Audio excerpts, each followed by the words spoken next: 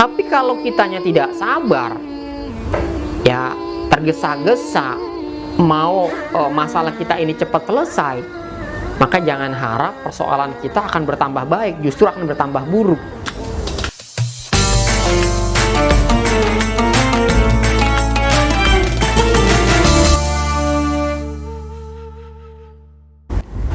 Bismillahirrahmanirrahim. Assalamualaikum warahmatullahi wabarakatuh.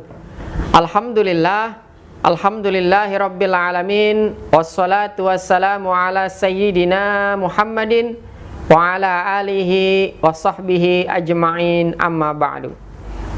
Sahabat Hasinah dimanapun Anda berada, alhamdulillah pada kesempatan kali ini kita akan belajar bersama lagi, dan kali ini insya Allah kita akan membahas satu tema yang sangat menarik, yaitu tentang sabar dan sholat.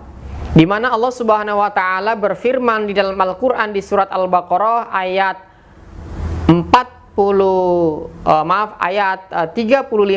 dan 36. A'udzubillahi minasyaitonirrajim.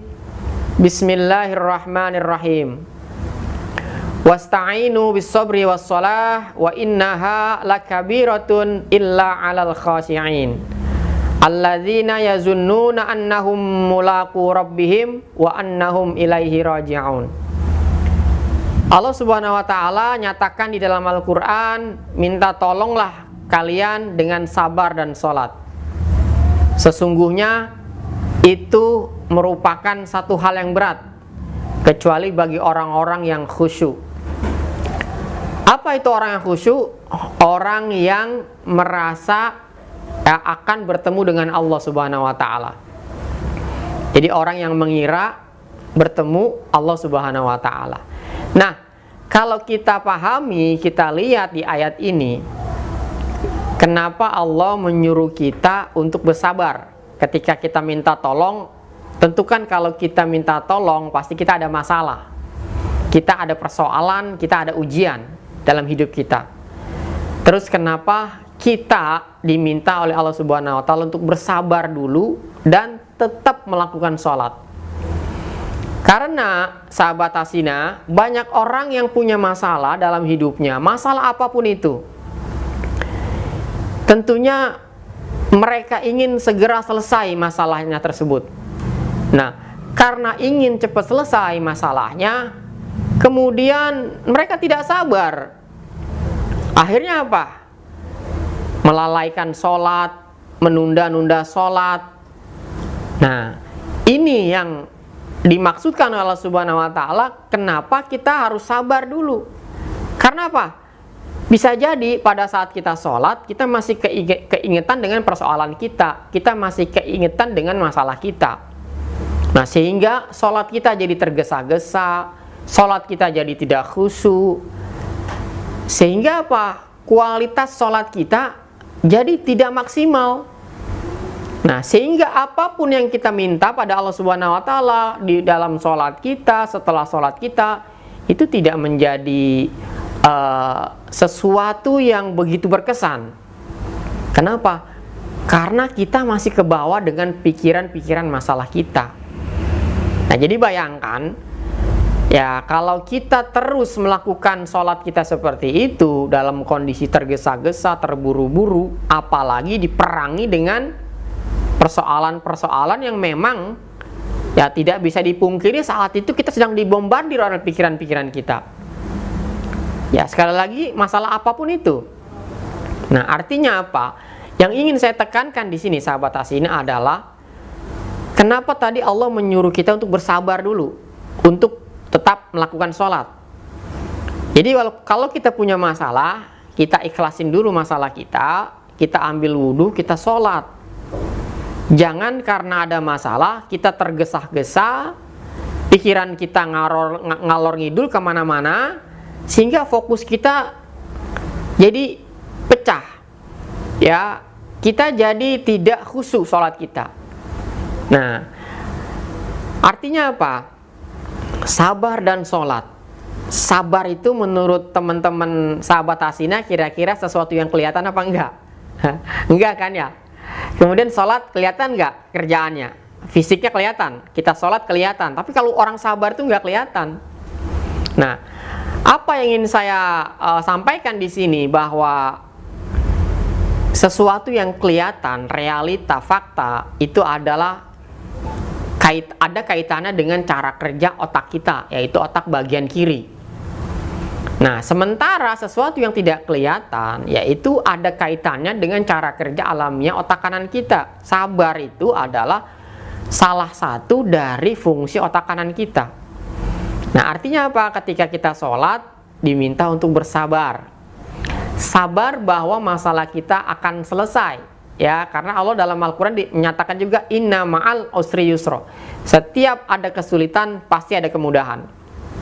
Nah, artinya apakah ketika kita yakin, kita berikhtiar dengan maksimal, kita tawakal kepada Allah, kemudian kita sholat, maka insya Allah setelah selesai sholat, Allah akan memberikan petunjuk-petunjuk untuk menyelesaikan masalah-masalah kita.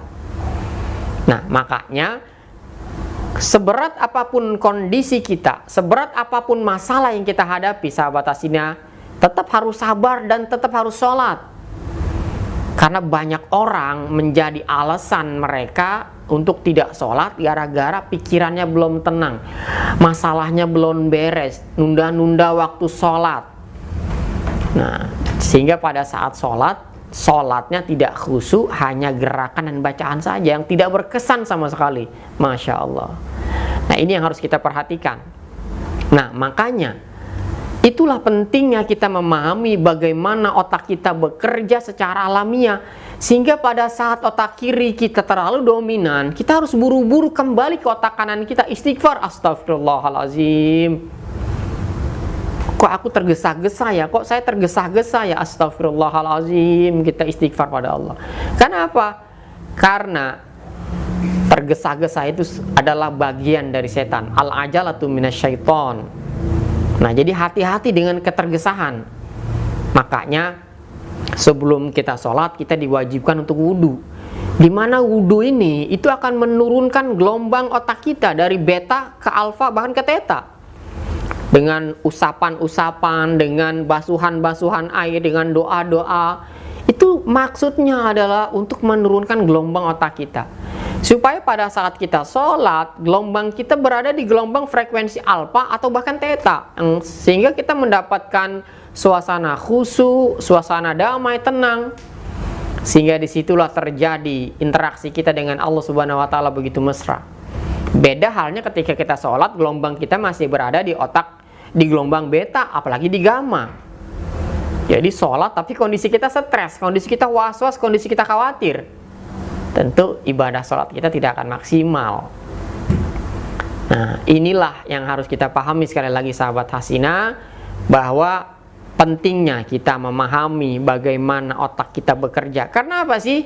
Kita penting banget nih memahami, dari kemarin kita bicara soal otak kiri, otak kanan. Kenapa? Karena Nabi katakan dalam hadisnya, ad-du'a mukhul ibadah. Jadi doa itu adalah otaknya ibadah. Jadi mukhun itu artinya otak. Doa dikatakan otaknya ibadah. Makanya ketika kita berdoa, ya itu usahakan kita juga melibatkan otak kanan kita.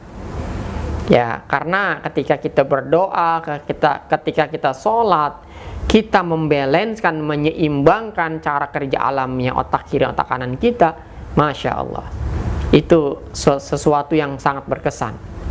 Ya, sebagaimana Nabi juga katakan, khairul umuri awsatuha. Sebaik-baik urusan adalah pertengahan.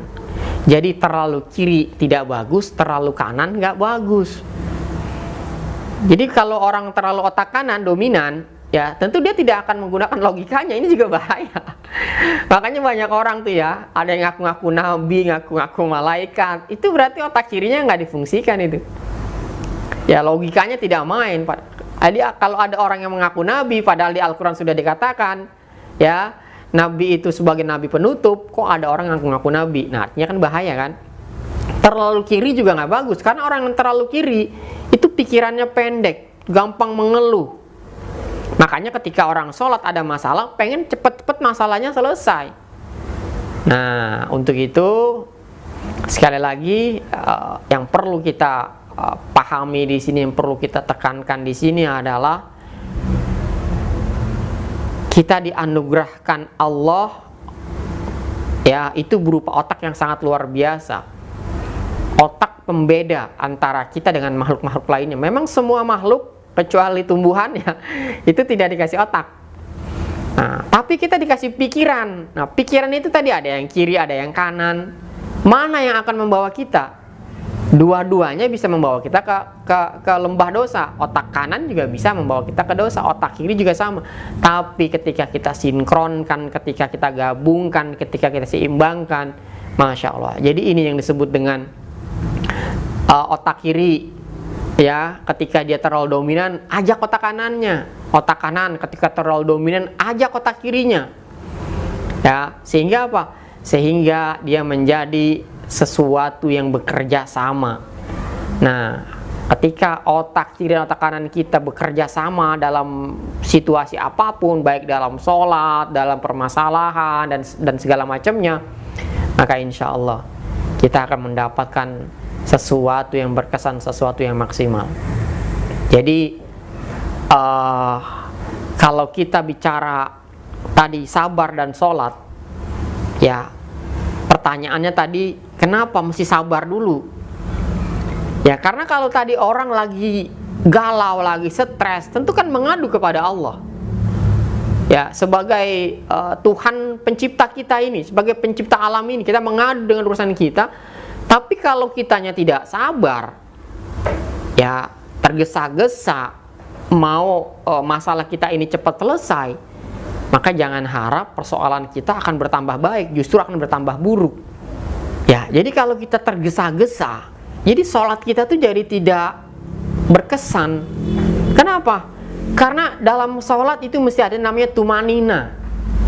Ya, tumanina itu kan berarti kita harus duduk sebentar, tenang dulu untuk pindah ke gerakan berikutnya, untuk pindah ke bacaan berikutnya.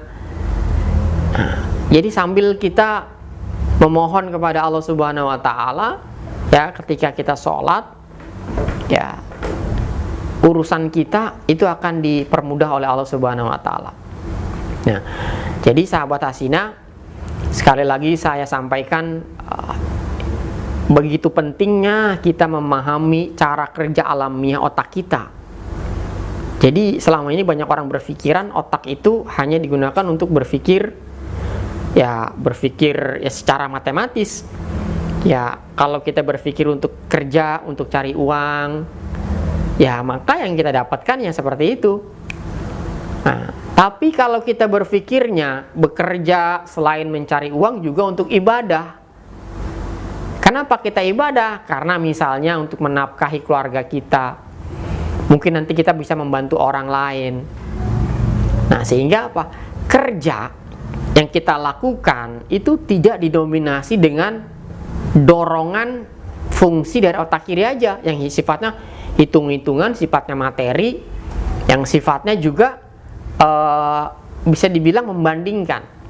Karena kalau kita bekerja maksimal, pontang-panting, kemudian hasilnya tidak seperti orang lain yang bekerja biasa-biasa aja tapi yang didapatkan lebih bahkan luar biasa, kita akan membanding-bandingkan dan akhirnya timbulnya menjadi apa? Tidak ikhlas, timbulnya menjadi iri, dengki dan segala macamnya. Jadi bahaya sekali ketika kita tidak memahami ya cara kerja otak kita ini, karena kita ini di drive itu oleh otak kita. Kita mau makan, ini otak kita memerintahkan tubuh. Ada sinyal yang diberikan ke otak, sehingga otak dengan sel-selnya memerintahkan tangan ini untuk mencari makan. Ketika haus, sinyal masuk ke otak, kemudian memberikan instruksi kepada tubuh mencari air minum. Artinya apa? Setiap 24 jam yang kita lakukan itu adalah koordinasi antara otak, pikiran, hati, dan anggota tubuh kita. Nah, jadi kita juga mesti paham bahwa dalam ibadah pun seperti itu. Tadi dalam hal sholat dan sabar, Jadi jangan dianggap banyak, karena banyak orang berpikir tuh ketika ditanya, ayo kita sholat, kenapa kamu belum sholat? Ntar masih banyak urusan, ntar urusan belum beres, ntar hati lagi nggak enak nih. Nah, ini kan jawaban-jawaban yang salah, bahkan ini nggak tepat kita jawab seperti itu. Nah, makanya sekali lagi yang perlu kita perhatikan adalah ketika kita dalam kondisi seperti itu, kita tahu, oh ternyata nih kita lagi di drive oleh otak kiri nih, maka langsung buru-buru switch, pindah langsung ke otak kanan supaya apa? Balance istighfar kita. Nah, mungkin pembahasan kita untuk topik tentang sabar dan sholat dan kaitannya dengan cara kerja alamiah otak kiri otak kanan cukup sampai di sini dulu. Mudah-mudahan nanti kita bisa lanjutkan di sesi-sesi berikutnya. Dan yang paling penting, semoga apa yang saya sampaikan ini bermanfaat dan sahabat Hasina bisa mengambil hikmah dan pelajaran dari apa yang tadi sudah kita pelajari bersama. Minta maaf apabila ada yang salah-salah. Syukron ala ihtimamikum. Wassalamualaikum warahmatullahi wabarakatuh.